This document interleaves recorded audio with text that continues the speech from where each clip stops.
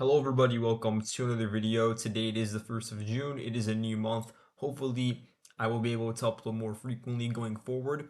And today we're going to look at some key events, especially from the past 24 hours. Starting off with Zaporozhia, then we'll go into events around Velika Novosilka, Krasnohorivka. The Avdiivka front really has some significant changes, and then also around Vovchansk will give, of course, an update. We'll also look at Russia's sixth major missile and drone strike on Ukrainian energy infrastructure since March, and it's the first one in several weeks, if I recall correctly. And we're just going to go into the details of that, although not everything is verified as of yet because it occurred last night. Starting off with Nesterianka, this is a pretty interesting area which I've not covered much just because it's been relatively quiet in relation to, I guess you could say, the counterparts in Robotyne and Verbove. But Nesterianka, the Russian forces have always held positions in this village. It is a fortified village located on a ridge. The ridge itself, if we are to mark it with parallel lines, it basically runs like this. And essentially, the Russian forces are in control of hills in these fields that overlook the Ukrainian positions in the valley of Novomykhailivka and, most importantly, Orikhiv. Orikhiv itself is a junction of several smaller rivers that connect together, and so all of the city of Orikhiv and surrounding suburbs are just located on floodplains.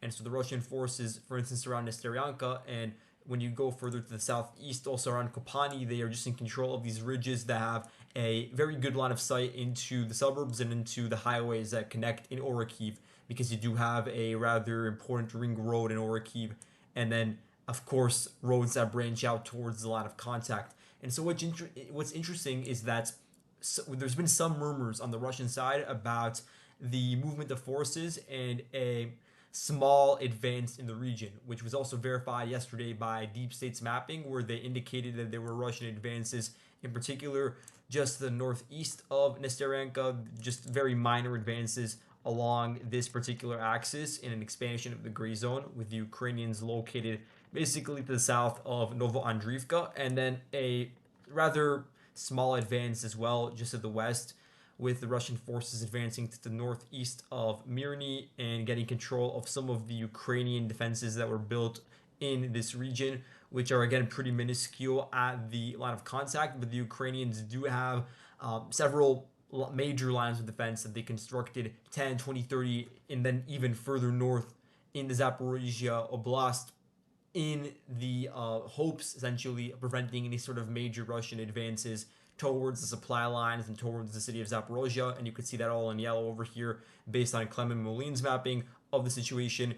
And that's just an idea of what's verified as of now. In terms of the unit composition in this region, I would say that generally in Zaporozhia, the Ukrainian defensive structure has been undermined due to the movement of some forces elsewhere. Most obvious example would be the 82nd Air Assault Brigade, which was primarily focused on Verbove, so I don't know how much effect that has on fighting further westwards, but that unit was largely moved to defend in the city of Vovchansk. And then again, you have the 47th Mechanized Brigade, which has not been in this part of the front line for basically half a year now. And we're still seeing the ramifications of that even now, with the Russian forces not really adding in additional forces to their Zaporozhia grouping in recent months. But we do, of course, have the 19th Motor Rifle Division. That is the Russian unit that is primarily in charge of the sector from the Dnieper River to the west and then going east to Nesterianka. And they are the unit that will presumably be conducting the offensive activities around here.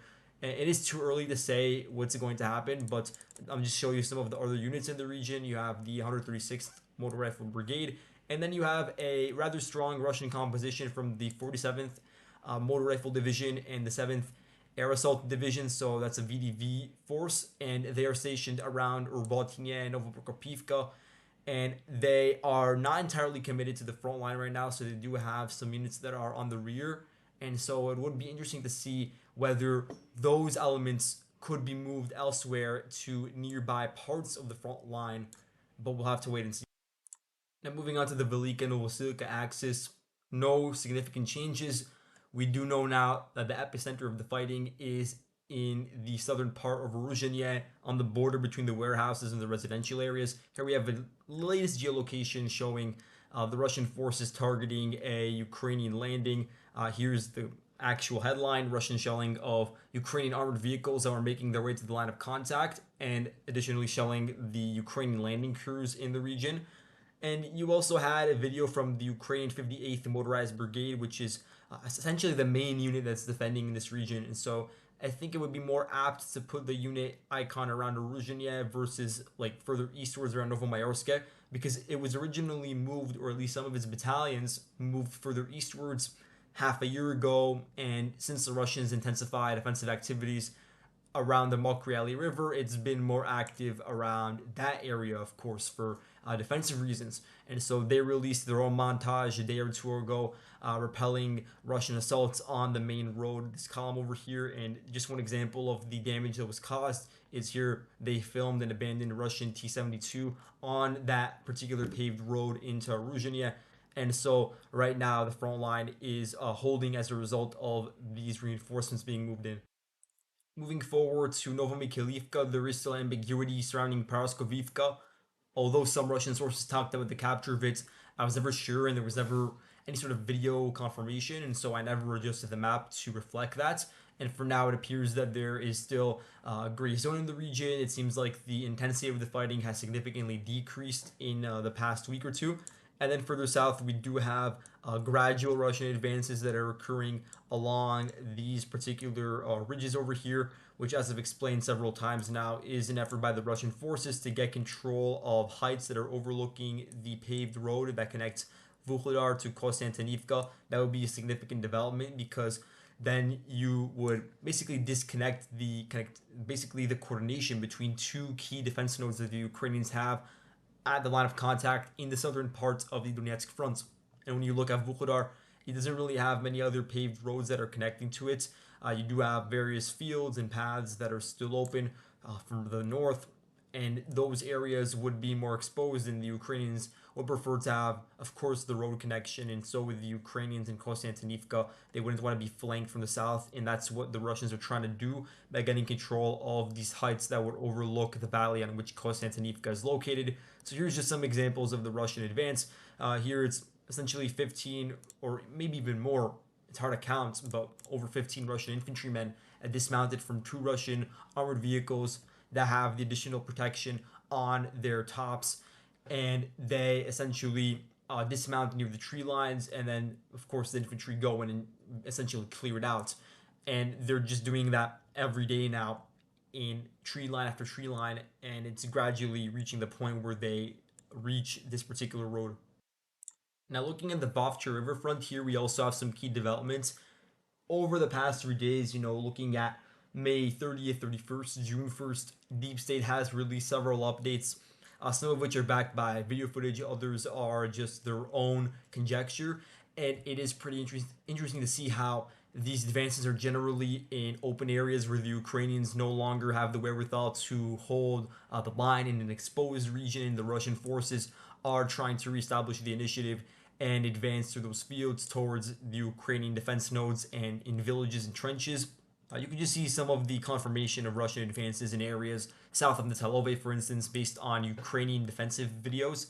So here's just one of the Ukrainians dropping grenades onto Russian forces, whether they be in the trenches, tree lines, or dachas south of Netelove, which the Russians have now turned into a rather secure area. They're trying to just get a large enough presence in order to fully expel the Ukrainians from this salient that is centered around Nevelske at this point. And so that's just the rationale behind the Russian advances. Just trying to squeeze them out, clear them out one by one, which is a difficult process just due to the fact that there are so many individual Ukrainian elements there. Not that many in size, but in terms of individual positions, that is still significant, and they are heavily mined. Here you look at some of the additional Russian expansion along this vertical road that connects Umanske to Netelove. The Russians are now turning this into their frontline road that then would branch out into Yazor and also has some trenches in it. And so here you have a video of a Russian MTLB. It dismounted their infantry squad, and at that point it was hit by the 25th Airborne Brigade, one of the key Ukrainian units defending in this part of the front. and also by the Shattered Drone Group. And so yeah, they damaged the NTLB and some of the infantry units that were able to dismount in the region. But it's also confirmation that the Russians are operating on the outskirts of Yasovrdivka, where you have active attacks by the Sparta, I think it's Sparta Brigade or Battalion, but it's the DPR unit, which is notorious for its drone compilations. And so they hit a Ukrainian tank that was abandoned just south of Yasovrdivka. And so they're also involved in the preparation for the capture of this village, which is now essentially enveloped on three sides, located in a valley. There's really several routes out, you could say, just based on where you could withdraw from along fields. But in terms of a path that is secure, the most secure one would be just going westwards and crossing over the Karlivka reservoir in an area that is pretty narrow. And so there is an issue in terms of the Russians turning that into a kill zone if too many, if the volume of the withdrawal is high at the same time. Then you look at Umanske, the Russian forces have expanded control past that village. And if we look at the extent of the advance, it's about 1 kilometer in every direction that you see here, with the new dividing line essentially being based off of the tree lines in the region. And this has been a gradual development over the past few days per deep states.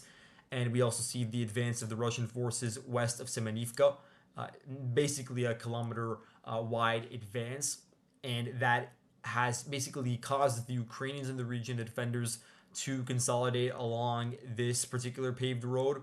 If we go further south, we'll see that it's a road that enters into Omanske, and that appears to be where they're going to try to consolidate for their next tentative line of defense, because they are definitely going to try to hold onto Novomykhailivka Persha. It's the largest village they have in the region. There are some defenses built around it, and it would shorten the front line for them. You look at Novopokrovsk, this is an area where they're trying to protract resistance to the Ukrainians. The Russians are trying to enter through their control in Solovyove. Solovyove has turned into a significant hub for Russian infantry, stationed in the various houses and basements, especially from the 15th Motor Rifle Brigade, and also a lot of Russian armor stationed in Solovyove. So they've basically taken advantage of that and are advancing through these paths in the ponds and in the tree lines to try to enter from the north into Novopokrovsk. And that's just being done in a very slow and arduous process, with the Ukrainians firing back, of course, with their drone crews in the region that have mapped out. Also, the 47th Mechanized Brigade sending in Bradleys to conduct direct fire onto the Russian side. And sometimes also Abrams are still engaging with the Russian forces, although at the end of April, there was a withdrawal of the Abram tanks from the front line around here, and there was a period of time where they were given additional explosive reactive armor, and some of the issues that have been raised were at least attempted to be attended to, because there's just been a lot of issues in regards to the Abrams tanks in a particular part of the front line, and due to this particular circumstances surrounding the battles here, that the Abrams may not be the most suitable for basically dealing with the sort of war and the sort of engagements that we're seeing here. And so there's issues related to condensation, for instance, the condensation that is caused by fluctuations in the weather between the internal parts of the Abrams tank versus the external parts of the environment in the area west of Avdiivka, for instance, which has caused issues with the destruction of electrical components within the Abrams tanks, and then that destroys the communication systems, the engines, the power that connects all of those electrical components. And so that's caused some of them to be knocked out and have to be repaired.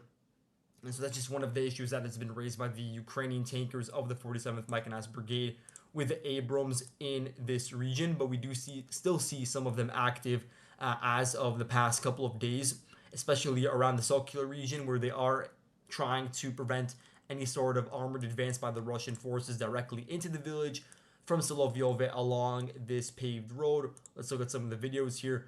You could see in this video, it's targeting, again, Bradley in a car in the region. Here's a video of a Russian FPV. It hit an Abrams tank near the village of Sokyla, just to the east of it, after they were reintroduced to the fighting. And here you can get confirmation of a Russian advance towards Sokyla based on the Bradley autocannon firing towards the Russian-controlled trench. And this is a trench that previously the Russians had fought over tooth and nail. And so in terms of the extent of the Russian advance, it appears to be something along the lines of 1.2 kilometers westwards, and now you're seeing the gradual control of these outskirt positions before finally being able to enter into Sokil with the most formidable task for the Russians. Will have to be capturing this trench system over here, and the Russians do have the advantage of controlling the heights to the north along the rail line and having control of this road to the east. And so we'll have to see how the Ukrainians deal with that. We're going to see a lot of Bradleys, as we've seen a lot of them recently engage in the defense, using their autocannon and their mobility to their advantage. Going further north, we look at the fact that the Russian forces are expanding control in the eastern outskirts of Novomykhailivka. We're starting to see gradually more and more footage of infantry being dismounted in tree lines and vehicles making their way to these houses. Here we can see an FPV strike on MTLB east of Novomykhailivka, presumably after it dismounted its infantry in the region. And so far we don't have any geolocation of fighting within the village, but it's reaching that point where the Russians are preparing for that. Looking at the Chasiv Yar Front, recently the Russian forces have become more comfortable using armored columns in the fields south of Ivanivske. This is all part of their plan to get control over heights. In particular, south of Ivanivske, as I said, in this region over here, this rectangle, with the hopes of them being on parity with the Ukrainian positions in trenches that are essentially parallel to the Donbas Canal, and so then they would have more of an advantage when going into those battles and potentially trying to cross over the canal in areas that would be south of Chasiv Yar.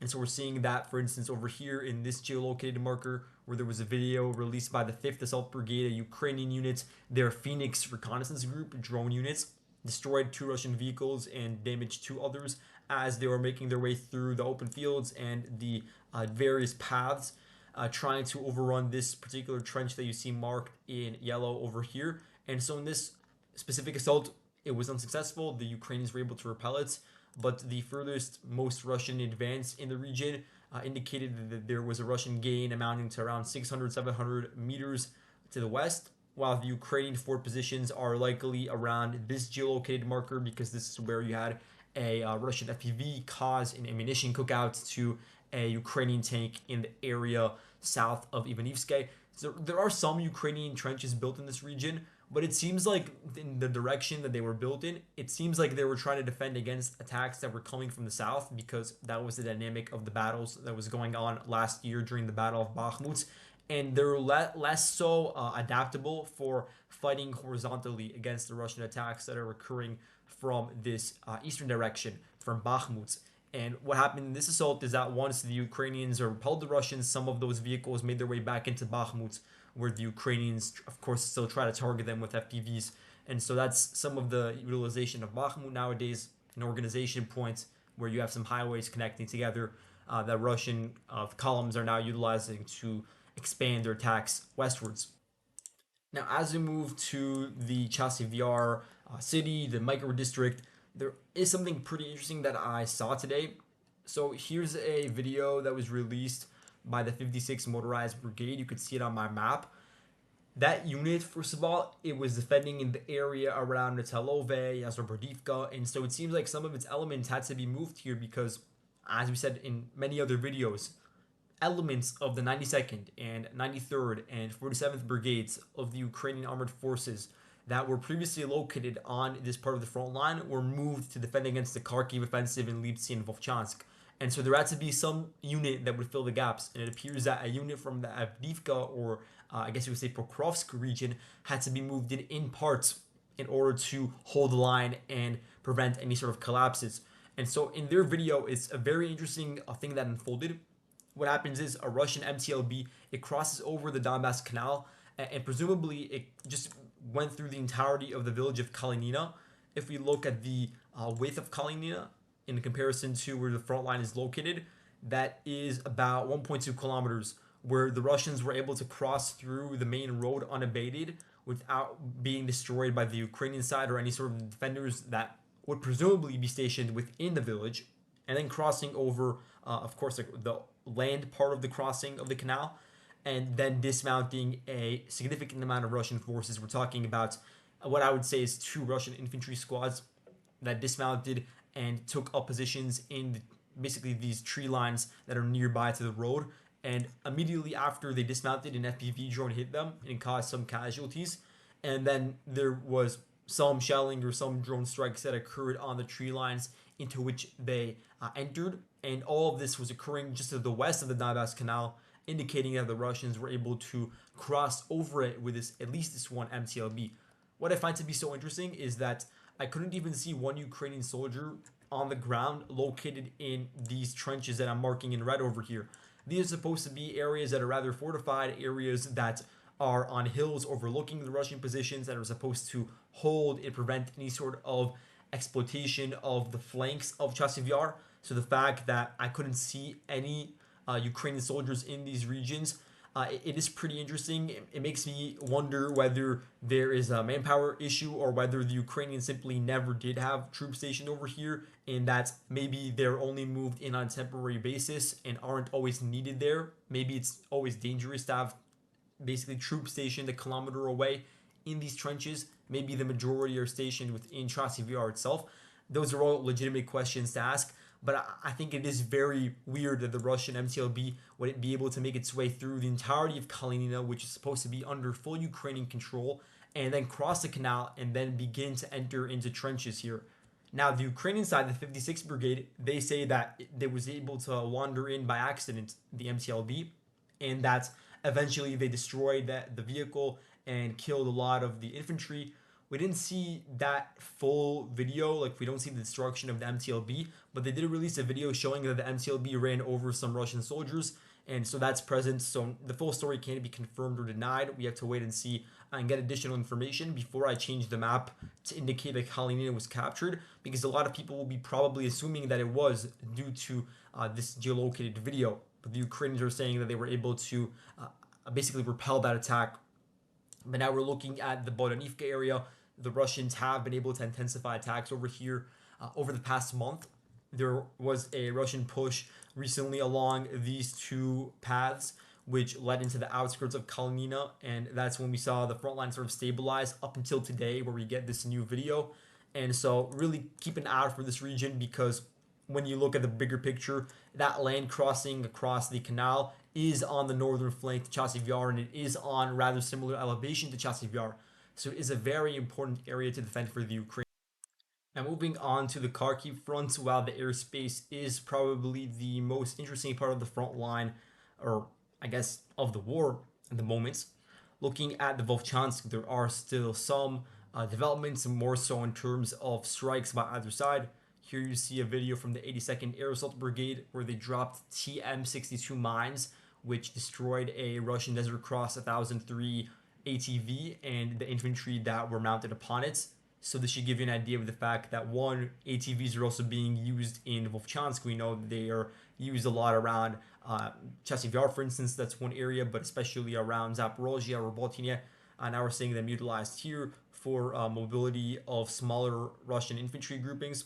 Further south, here we have confirmation of the Ukrainians still present in these central apartment complexes based on videos of ODAB 1500 strikes on those same apartment buildings. And ODAB 1500s are now being used more and more in the same way that FABs were sort of rolled out over a period of several months. ODABs are now being utilized a lot, started especially in March. Basically, they used the Belgorod raids as a sort of training ground for this munition, especially now that it's being equipped with the guiding guidance kit, the UMPK. And so this thermobaric weapon does cause a lot of damage. It did cause significant damage to the apartments in just a singular strike, and so that should give you an idea of the sort of explosive radius that it could yield. And lastly, here we have a confirmation of my previous mapping of the front line based on a video from the Khartia Brigade, a part of the Ukrainian National Guard. Their FPV just hit a specific Russian infantryman, and this was just in a tree line to the south of Fliboke. And so the Russians are still in the process of trying to infiltrate into the outskirts of Lyptsi, while the Ukrainians have made it a top priority to hold on to the dachas located to the north, to hold on to the roads connecting Lyptsi to Vesele, which is like somewhere over here further south, to get control of the trenches that are connecting them, for instance, and to maintain control of these fields located to the east of Lyptsi, basically in order to secure the eastern flank and secure the higher elevation in the region. Now, moving on to the last topic of discussion, that will be the strikes by the Ukrainian side, and then vice versa, the Russians targeting various energy targets within Ukraine. So, what happened was you had the Biden administration a couple of days ago gave Ukraine permission to conduct limited strikes into Russian territory, something that they were uh, really against, in the sense that the Americans, they did not allow the Ukrainians to utilize their own missile systems. So the missile systems provided by the Americans, the artillery, whatever it may be, to strike into Russian military targets, specifically on the Russian side of the border. But that changed following the Russian opening of the new fronts on the Belgorod-Kharkiv border, because the Ukrainians argued that in order to prevent the Russians from making additional gains, they needed to be able to use American weaponry to strike into the targets that are being used for such offensive activities. And of course, Zelensky has really been hoping that he could use American weapons to strike not just into the Belgorod region, but also deeper into the oil refineries, into various other Russian targets. But in terms of what Biden has allowed Zelensky and the Ukrainian armed forces to do, he said that they could utilize, for instance, HIMARS or shorter range artillery to start to target specific military installations, and so not civilian installations. Civilian targets are forbidden. Targets that are dual use, I would assume, are still forbidden, but specifically military targets that are related to the Russian attacks across the border into Kharkiv, Vovchansk, Lyptsi. Now the Ukrainians are able to utilize American weaponry to target those. And so I would assume, based on the reporting that's been made, that includes command and control centers, hubs for transporting the equipment. So, ammo depots, for instance, Russian troop organization areas and clusters, basically using American missiles, for instance, to down Russian soldiers or down Russian aircraft, over Belgorod airspace, and to also, of course, intercept Russian missiles that are flying above Belgorod airspace towards Kharkiv, for instance. And so that was essentially what America let the Ukrainians do. And due to this American shift in policy, which is very specific because it didn't allow, for instance, the Ukrainians to use ATACMS, especially the long range 300-kilometer range ATACMS, to strike deeper into Russia. Even despite that fact, it did basically give the green light for various other European nations to begin to also allow the Ukrainians to use their systems to strike into Russia. Some of them also said you could only strike in Belgorod region or the general Kharkiv theater. Others were more broad and I guess were willing to give Ukraine more freedom in choosing the types of strikes that they were willing to conduct. And so you had a lot of nations spanning from Germany that allowed certain strikes into the Belgorod region, going into the Baltic states that were also allowing them to do. And interestingly, Peter Pavel, who is the president of Czechia, he said that the Ukrainians are allowed to use the projectiles that were delivered and will be delivered via the Czech initiative to strike into Russian military targets within Russian borders without any sort of restriction. And so that would include Belgorod region and elsewhere. And that's important because we're starting to see some of those shells being moved in, specifically in the tens of thousands, which is not a significant number at the moment because that is something that could only help Ukraine on a singular month basis or 2 months. So long term, that's simply not enough, especially when the target of the Czech initiative was to get 800,000 shells. And previously, there's also reporting that they were aiming for 1.5 million, but that's more so of a very long term goal. 800,000 was considered a goal for the Czech initiative, but there are issues in terms of purchasing the shells because, and a lot of times, the countries or the firms that they're being bought from, and we're talking now about countries that are not in NATO, usually from Africa and Asia, they're actually more willing to sell the shells to Russia because of guarantees of financing more quickly. And so the Russians, in a lot of cases, were able to secure the shells before the Czech initiative that's supposed to be then sent to Ukraine. And so that's causing delays. Another issue with the delays is that some of the shells, once they're purchased by the Czech side, they are simply not ready to be sent to the front line due to logistical reasons, due to just not being in a good state. So they have to be repaired, refurbished within Czech facilities. And so that's also a drain on resources. And we're talking not about a trivial amount, we're talking about maybe half or a bit less than half that have to undergo this process of being prepared before being sent to Ukraine. And so that's also causing delays, it's causing additional charges for the Czech side. And so that also to be kept in mind. But the shells that do actually get sent to Ukraine, they could be used to strike within Belgorod, for instance.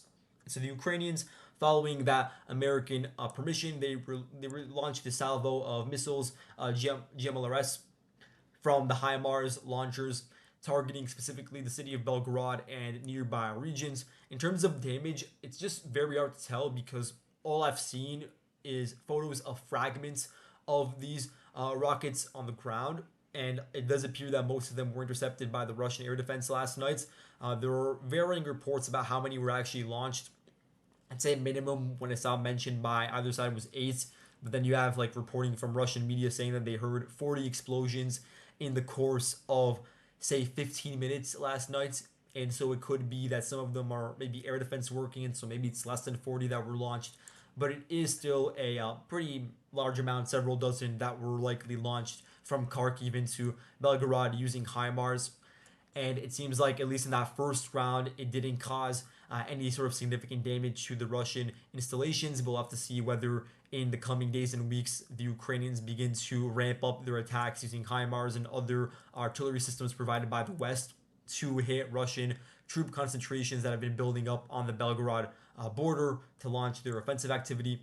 But of course, the Russians did respond, and they launched their 6th attack since March on the Ukrainian energy infrastructure, which doesn't have an effect just on Ukraine, but also does on European countries. And so, in a way, it is also basically an opportunity for them to get back at the Europeans for allowing the Ukrainians to use their systems to strike into Russian territory. And so, if we're looking at the Russian attack, there was a high level of coordination. So, first, you had the Shaheeds being launched, and that's, of course, for saturation of Ukrainian air defense. Then you had the missile strikes and the ballistic missile strikes from Crimea and from Belgorod. You actually had nearly a full day of air raid alerts in Kharkiv just because the Russians are so active in bombing that particular region due to the offensive in that area, counter battery fire, targeting Ukrainian forces that were firing into Belgorod, for instance.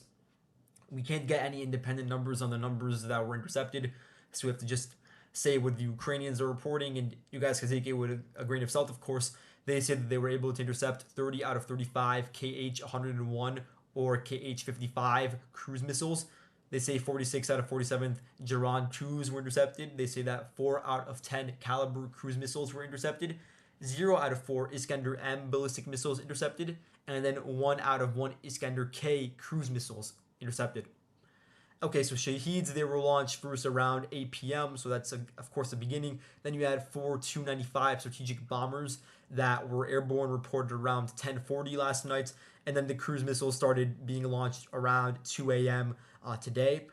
And so in terms of the reporting on specific regions that were targeted, we're not going to get the full extent of the damage just due to some strict censorship laws regarding the areas that are targeted.